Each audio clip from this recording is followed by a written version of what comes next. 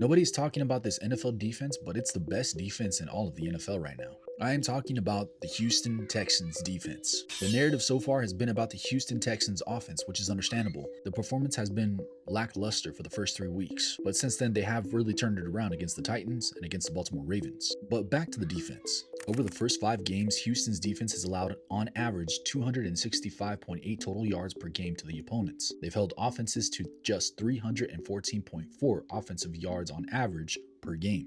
In other words, the Houston Texans are often dosing the other team's offense. Opponents' third down conversions percentage is only 35%.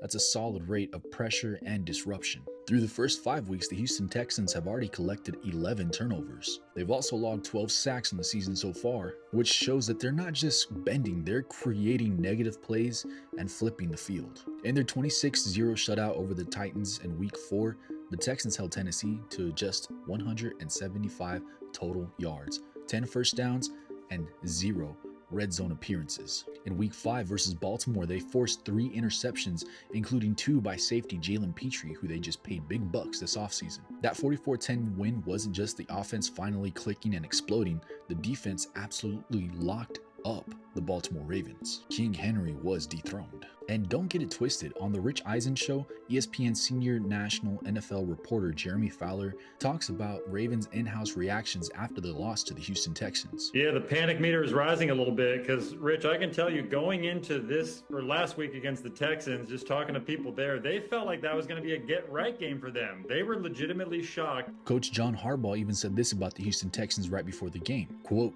"That'll be our opportunity to get going and get our momentum going a little bit." The Ravens fully expected to dominate this game even without Lamar Jackson. Going back to the defense, according to NBC's fewest points allowed graphic, the Houston Texans are at the very top, or should I say at the very bottom, only allowing 61 points per game. The next team up is the Green Bay Packers at 84. That's almost a 20-point difference. CJ Stroud was just crowned with the AFC Offensive Player of the Week because in that Baltimore Ravens game, he completed 85.2% of his passes.